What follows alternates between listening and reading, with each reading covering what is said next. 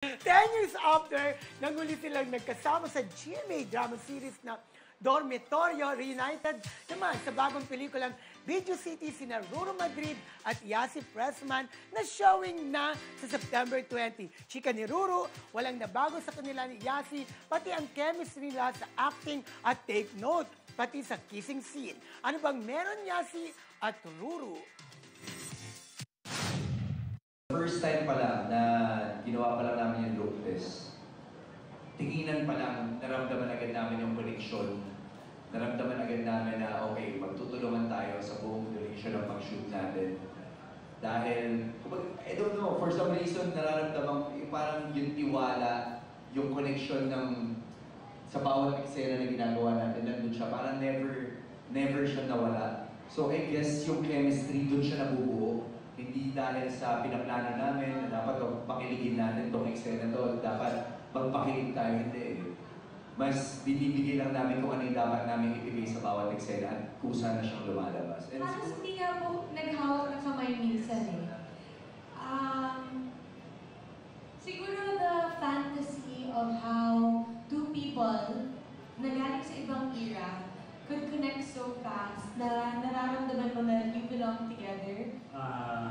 Saan ka nakahawak doon habang tinalik mo siya? Sa mukha, sa balikat, o sa legs? actually, wala akong hawak. Walang hawak. Walang hawak. Paano yun? Hindi nga, ikaw Yasi, kapaman din. Magkaiba yung halikan nung 90s saka 20s. Parang, ako ba sabi ko magkaiba ko? Bakit? Ano ba kayo ba? Kasi dati, pag connect-kiss, simple lang. Okay. Yung parang... Long 90s yan. Wala, full of love. May ilang. Ngayon kasi parang hindi na naiilang, di ba? Parang diretso na. Wow! True to life, Ruru. Tuka agad. Ayan, wala na daw Magsasama ilangan sa kissing scene.